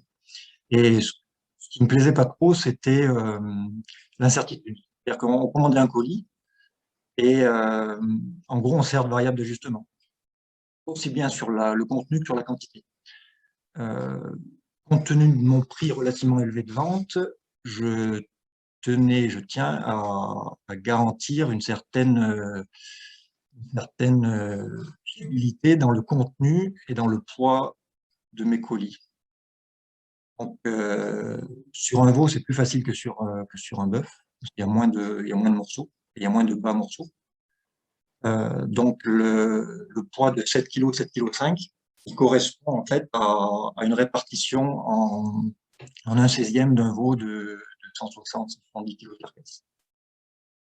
Et ainsi, tout le monde a tous les morceaux tout le temps. Voilà, ça permet à mon avis, de fidéliser la clientèle. J'ai très peu de turnover sur la clientèle. Et les nouveaux clients arrivent beaucoup par bouche à oreille. Donc, je pense que ma stratégie est la bonne, et c'est le conseil que je peux donner à ceux qui veulent essayer. Le point de vigilance aussi, c'est les invendus. Parce que la petite marge qu'on peut gagner au bout, elle peut vite fondre s'il nous reste à chaque fois un morceau de viande, un morceau, notamment les bas morceaux. L'erreur, ça serait sûrement de vendre tout ce qui est facile à vendre et de garder tous les autres morceaux en essayant de les vendre moins cher, et puis au final qui finissent dans le congélateur. Donc, je sais bien qu'ils passent comptablement en autoconsommation et que fiscalement, ça ne sera pas perdu. Mais économiquement, ça rentre quand même pas dans la trésorerie, et on ne mange pas que de la blanquette toute l'année, même en tant qu'agriculteur. Ce que j'ai fait aussi pour éviter dans les veaux avec un peu moins de rendement, là je sais qu'il va y avoir un peu plus de blanquettes, je livre certaines des petites écoles locales en sauté de veau, en prix légèrement inférieur au prix moyen du colis, qui correspond, eux, à leur prix qu'ils achètent en petite quantité, parce que le prix de base de la viande est pas cher en centrale d'achat. La livraison fait gonfler les prix. Donc, du coup, je passe bien en prix. Et moi, ça me permet de ne pas charger mes colis en blanquette. Alors, concernant la production, alors trop de lait à certains moments, et la santé de ma mère pour la santé des jeunes veaux. Oui, très bonne question. Donc, l'impératif, et donc ça correspond bien aussi pour la vente directe, c'est l'étalement des vélages. Donc, sur les 45 vélages, j'ai, on va dire, 2 mois à éviter, c'est tout de suite là, février-mars, pour éviter des ventes juillet-août, qui sont traditionnellement un peu plus calmes en temps de veau. Et ensuite, j'ai des vélages un peu tout le temps. Ça permet d'avoir du lait frais en lance pour bien finir les veaux. Par exemple, la photo en haut à droite, ça c'est 2 vaches fraîchement vélées. Donc à gauche, il y a son veau plus un autre petit veau à tête. Et à droite, c'est son petit veau, je l'avais rentré. Et j'ai remis 2 veaux plus âgés qui vont la finir. Et qui vont du coup pas être en manque de lait. Donc c'est tout un jonglage à avoir entre les vélages. Donc avec l'insémination, ça aide aussi. Et les rachats de petits veaux, qui me permettent aussi de m'ajuster. Après, c'est bien aussi pour étaler les ventes tout au long de l'année. Parce qu'il n'y a rien de pire en particulier, c'est pas pareil, mais dès qu'on est sur une clientèle professionnelle, si on leur explique qu'on est là novembre, décembre, parce qu'on a le temps et puis qu'on a de la marchandise, et puis qu'après on a autre chose à faire et puis on peut s'en occuper, la deuxième année, ben, on va être plutôt mal reçu. Donc c'est vrai que des fois, au mois de juin, je vous avoue que c'est pas autre chose à faire, et j'ai autre chose à faire que d'aller faire ma livraison, mais ça me permet d'avoir des commandes régulières, et d'un mois sur l'autre, les veaux sont systématiquement vendus. Oui, c'est ça que je voulais dire pour l'adoption. Merci Karine Vazeille. L'avantage de mettre plusieurs veaux dès le départ, c'est que du coup, au bout d'un mois, je fais en sorte que le petit veau, je le change de vache. Donc, dans la pratique, les vaches sont coincées au cornadis. Je ferme mes barrières, j'ai fait un couloir de 4 mètres derrière la cornadis, et donc ils n'ont pas accès à l'air paillé. Et les veaux sont dans des box paillées indépendamment. Je lâche mes box un par un, par lot de 4, et je fais téter, donc à la fin tout le monde est lâché, et je rentre, une fois que les derniers sont lâchés, je rentre les petits qui ont fini, etc. Au niveau de la pratique, ça va bien, et je tourne, je change de veau pour que quand le veau soit vendu, à 5 mois, la vache est encore en lactation, ne s'en rend pas compte, aucun problème d'adoption. Le risque, ça serait, notamment sur les génisses, de laisser le veau en permanence. C'est plus simple, le veau reconnaît sa mère, elle n'a pas trop de lait en première lactation, donc il arrive à tout suivre. Sauf que dès que le veau est vendu, bah, c'est le bazar. Donc en faisant ce système-là, j'ai aucun problème d'adoption. C'est vrai qu'à Montbéliard, ça pourrait être le cas. Budget dédié à la communication. Donc oui, pour se lancer, j'ai juste donc, travaillé avec le CVR, Horizon.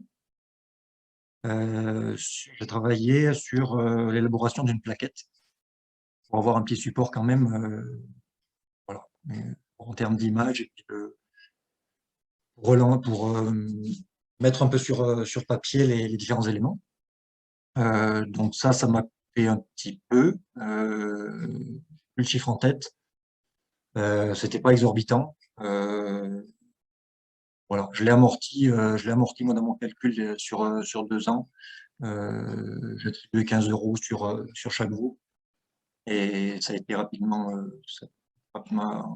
amorti. Là récemment, j'ai bénéficié des aides de la région qui permettaient de créer un site internet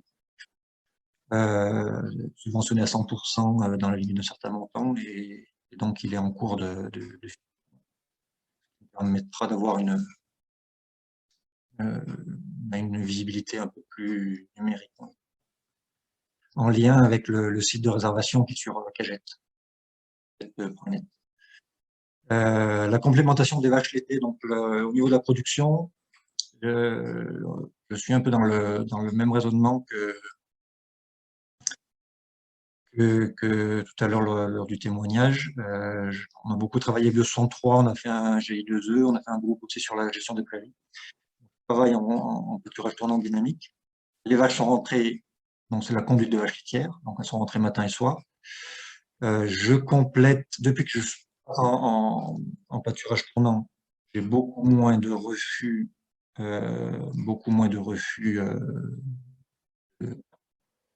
Le broyeur est en vacances et ça m'arrange bien.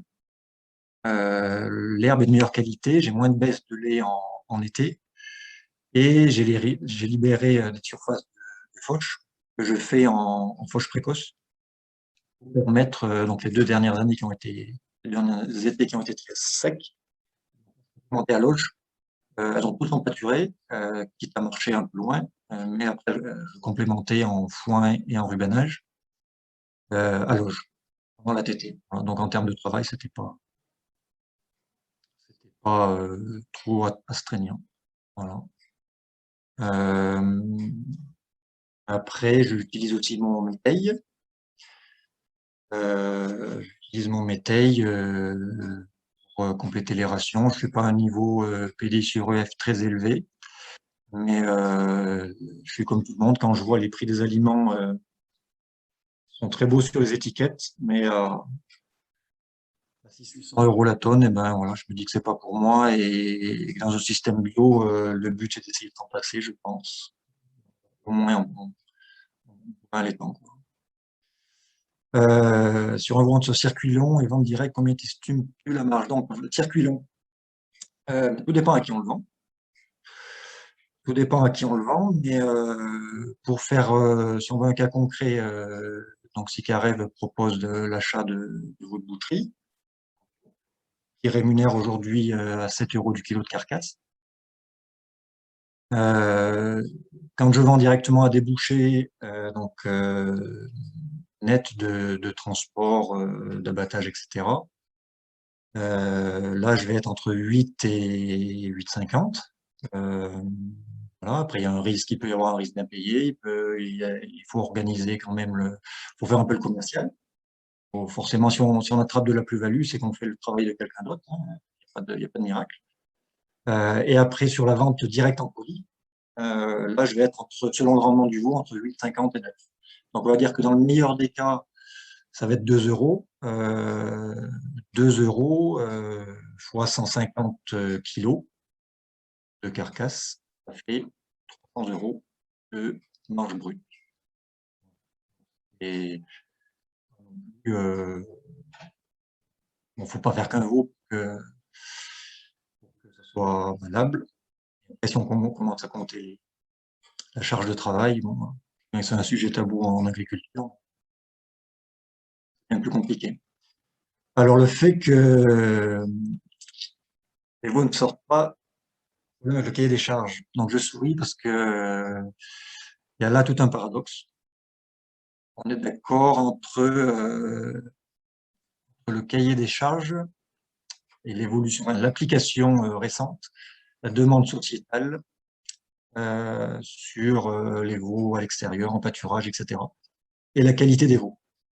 Aujourd'hui, techniquement, si on commence à faire pâturer un veau et en le laissant sous sa mère, par contre, hein, c'est bien, hein, mais à la fin, on n'aura pas la qualité du veau de lait, parce que le veau en pâture ne fera jamais gras, il ne fera jamais 280 kg vif à 5 mois, d'âge. Donc, on n'aura plus le produit fini. Et quand on regarde les différents sondages de consommateurs, donc tout le monde veut des veaux avec une marguerite entre les dents.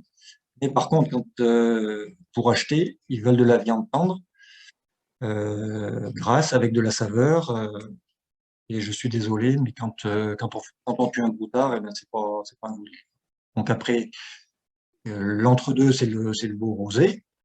Voilà, selon la génétique, selon l'alimentation, on peut arriver à sortir un veau relativement plus gras, mais qui sera plus peu. Et après, faut communiquer clairement dessus et pas vendre du rêve, au consommateur. Donc pour être en adéquation avec le cahier des charges, donc on en a discuté avec mon organisme certificateur pour trouver une solution. Donc ça concerne peu de temps en fait, hein, parce que toute la période, je suis quand même sur une zone où l'hiver dure assez longtemps et peut-être un peu rigoureux. La période qui peut être litigieuse va de mai à septembre. Et donc là, ce que j'ai fait, j'ai mis en place des parcs, parce que l'obligation, c'est l'accès extérieur, c'est pas forcément la pâture.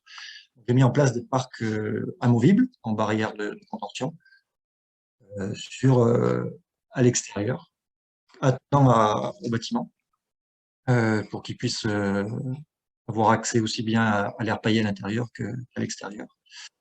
Je me rends compte qu'entre les périodes de forte chaleur ou de pluie ou de vent, la majeure partie du temps, les veaux sont à l'intérieur parce qu'il fait moins chaud à l'intérieur, sur air paillé, ils ont plus de place. Et, bon, après, voilà. Mais ça reste un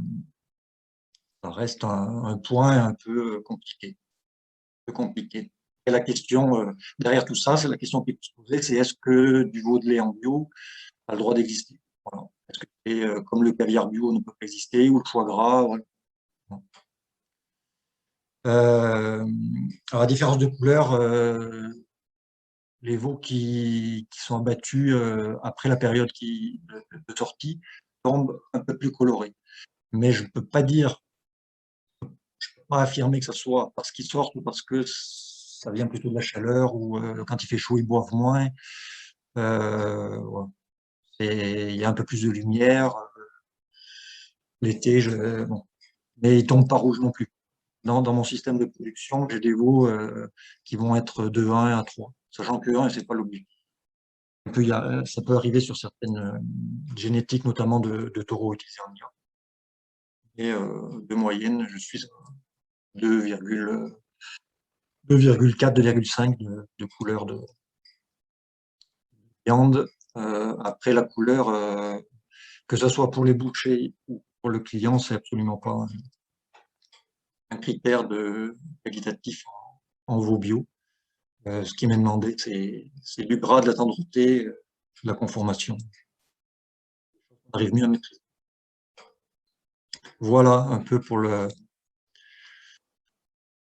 tour d'horizon de l'application de la vente directe chez moi.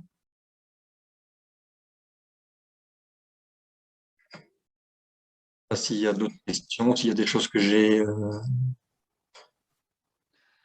Juste petite question, donc là c'est Anne de la Frabe, petite question par rapport à ce que tu évoquais en termes d'aménagement de tes bâtiments pour permettre l'accès à l'extérieur pour tes veaux. Est-ce que du coup ça a nécessité des investissements de ta part et du coup est-ce que tu as pu ou est-ce que tu souhaites répercuter ces coûts sur ton prix de vente ou pas? Forcément, il y a eu des investissements.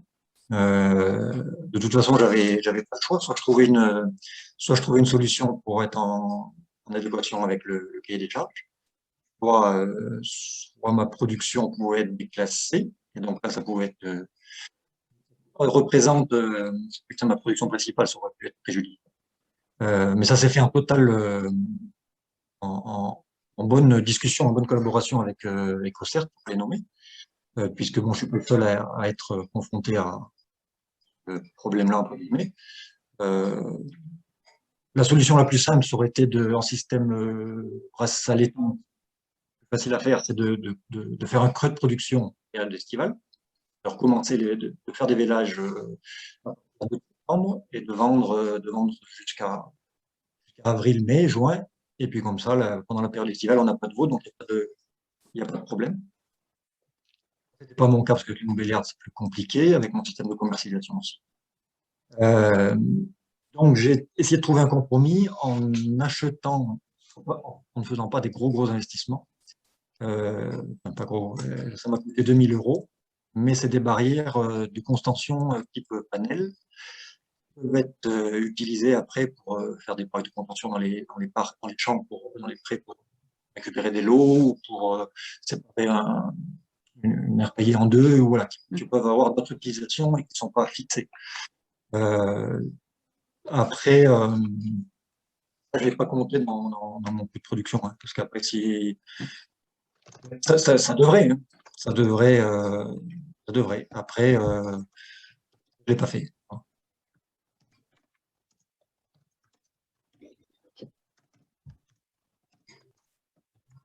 Alors, des classifications de production, eh ben, disons qu'il y a quand même, ce qui me rassure, c'est qu'il y a une demande de la part des filières pour des veaux de cette qualité-là, labellisés bio.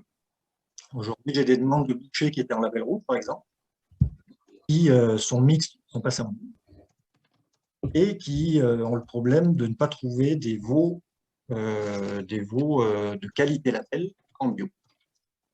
Bio, ben, on a une obligation de respect du cahier des charges, mais à mon grand dépit, aucune obligation qualitative sur les produits. Si on engage des actes de production rigoureux, théoriquement, le produit à la fin doit être qualitatif, mais ce n'est pas tout le temps le cas. Et en veau notamment. Donc, ce qui me rassure, c'est qu'il y a quand même une demande. Après, ce que je crains, c'est quand même la forte pression des lobbies anti-viande et soi-disant bien-être animal. Et ce que j'ai peur, c'est qu'au final, ça ne soit pas une histoire de les veaux sortent ou ne sortent pas, parce qu'on pourra toujours aller plus loin. Hein. Après, on pourra dire, ben, faut que le veau, il n'aille plus du tout en bâtiment parce qu'il faut qu'il soit dans son espace naturel toute l'année. On ne doit plus l'inséminer parce que ce n'est pas quelque chose de naturel. On ne doit plus intervenir sur les vaches parce que dans la nature, ben, les bêtes, elles se débrouillent. Tant pis si elles le font. Donc, ça peut avoir, il peut n'y avoir pas de fin. Et je vois bien qu'à terme, le but est de ne plus manger de viande, de fermer les abattoirs et de bio ou pas bio. Donc je me refuse aussi à tout fatalisme, hein, et qualitatif de ma production pour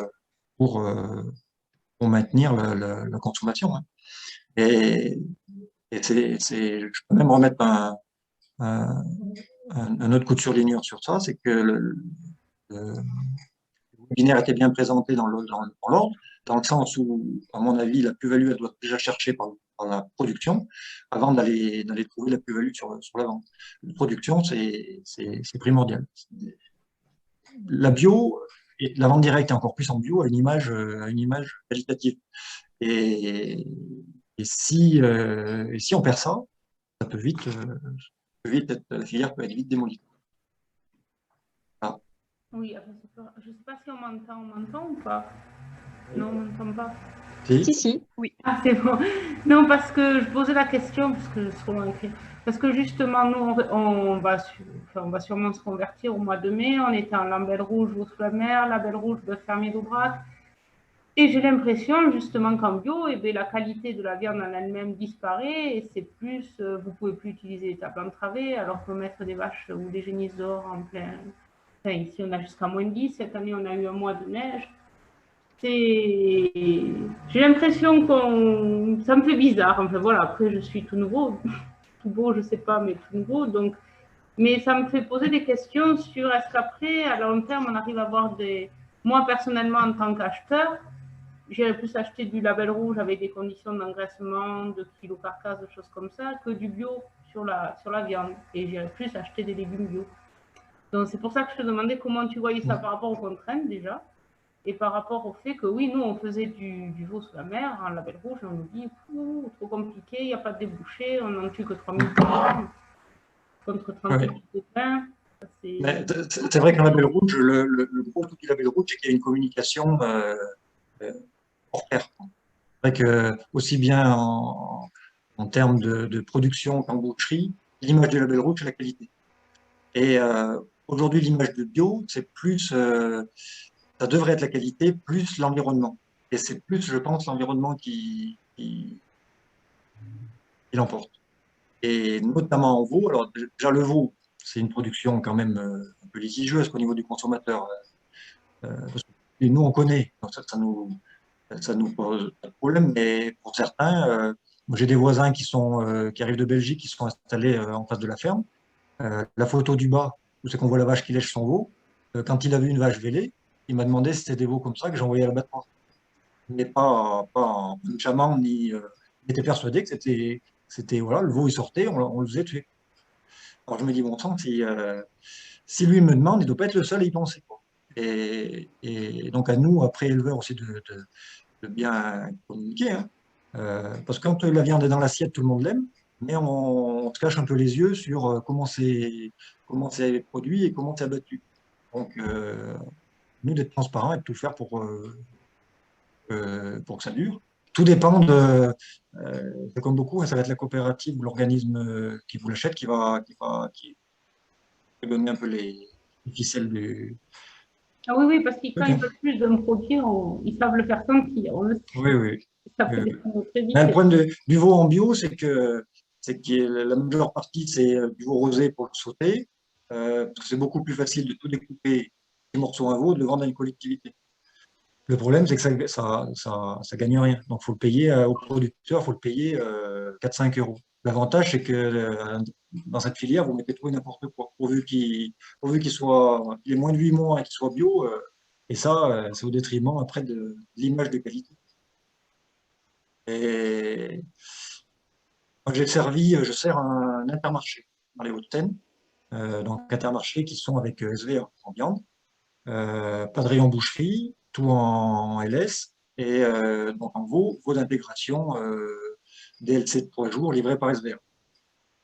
Je peux vous dire qu'il y avait une sacrée différence entre le prix que de SVA sur du veau noir d'intégration et moi le prix des parquettes rendu magasin, permettant rayon, etc.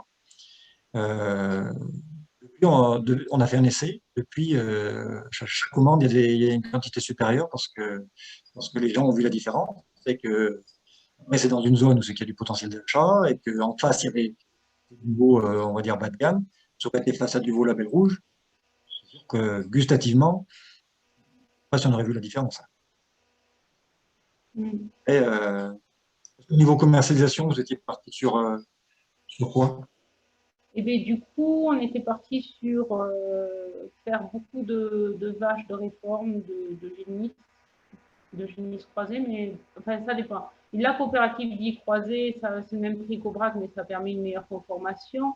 Unibio, quand eux, ils n'avaient pas l'air de trop aimer les croisés. Et qui préféraient en race pure, mais bon, une génisse Aubrac en race Pur, ouais. c'est pas très lourd en génisse, quoi. C'est un peu tardif, elle développe ça. Unibio nous conseille de faire des bœufs, mais moi ça me plaît pas trop, donc je pense que je vais continuer à faire quelques veaux. Alors, ou du coup, veaux gras, ou ben, moins de 8, parce que j'ai quelques tentes, et de toute façon, il faut ça, selon la demande en face. Et peut-être, eh bien, du coup, faire quelques motards pour l'Italie, mais là, il faut gérer l'alimentation pour essayer de baisser au maximum le coût, avec du métal et des choses comme ça.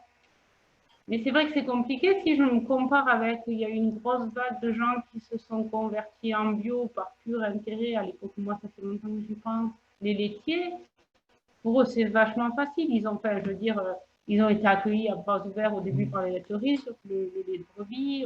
On a tout fait pour leur faciliter la tâche. Enfin, ils savaient déjà à qui vendre.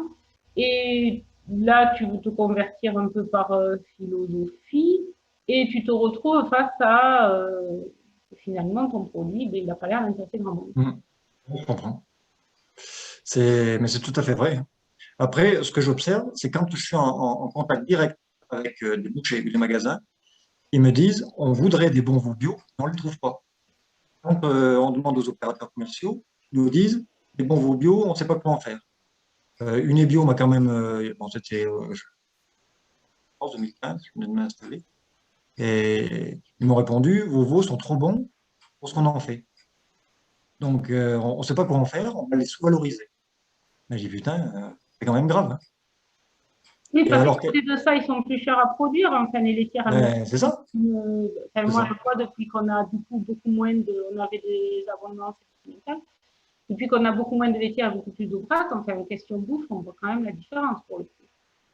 Elle passe avec beaucoup moins, c'est touristique, enfin. Donc, tu as l'impression que si tu t'appliques, si tu essaies de faire du coup du veau, du vrai veau de lait avec beaucoup de lait, et bien, presque, c'est pourquoi s'appliquer, quoi. Oui, ouais, il faut trouver le bon. Personnes qui prennent le temps de commercialiser ça. C'est vrai que ça embête tout le monde, hein, parce qu'il faut les tuer à part, il faut une traçabilité dans les frigos, il faut les gérer à part. Donc, pour les grosses structures, c'est vite embêtant. Ce que je vous propose, c'est que vous puissiez continuer la discussion après qu'on conclue le webinaire. Et puis, vous pourrez continuer à discuter après, même ceux qui sont intéressés, parce que la discussion, du coup, était vraiment très intéressante. Mais bon, à un moment, il va falloir quand même qu'on conclue. Donc, conclusion du coup très rapide, parce que finalement, je trouve que Guillaume a fait une conclusion qui était finalement très bien. Alors, je vais juste conclure, finalement, en rappelant un petit peu qu'il existe plusieurs différents leviers pour relever les défis qui peuvent se poser, qui peuvent se positionner au niveau de la filière. Alors, des leviers qui peuvent être axés au niveau des producteurs ou vraiment des opérateurs de la filière.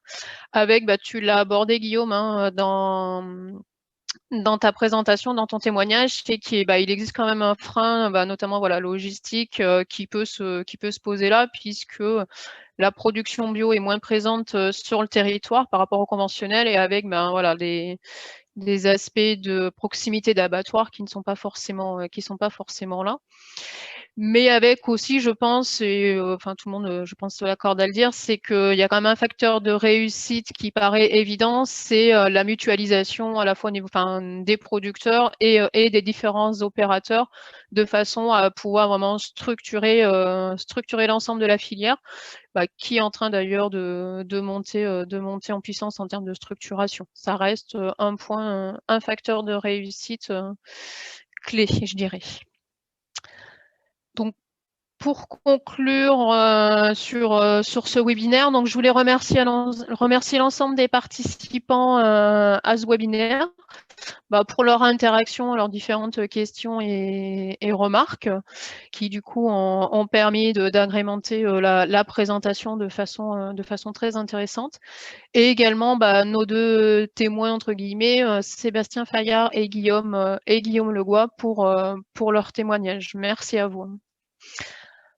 Il est maintenant du coup l'heure de nous quitter. Alors Anne, peut-être que tu veux dire un petit mot de conclusion. Nous avons perdu Anne. Non. Non, ça va être court, oui. Donc, merci à tous et notamment à nos grands témoins, Sébastien et Guillaume. Pour la suite, donc, alors j'ai eu un petit problème technique, donc il y a peut-être une partie de la fin des échanges qui vont être un petit peu raccourcis et je m'en excuse, un problème technique de mon côté de Zoom qui a planté, je ne sais pas pourquoi. Ce que nous allons faire, donc de toute façon, nous allons nous occuper quand même de mettre à disposition l'enregistrement, le support, l'essentiel des échanges et des questions également qui ont pu être pris en compte lors de ce webinaire, et nous allons du coup mettre ces informations-là sur nos sites respectifs, sur les sites de CER France et sur le site de la FRAB. Et puis, n'hésitez surtout pas à nous contacter si vous avez des questions particulières ou si vous voulez une mise en relation avec les témoins qui sont intervenus en nous contactant, Annabelle Barthélémy ou moi, sur nos mails respectifs.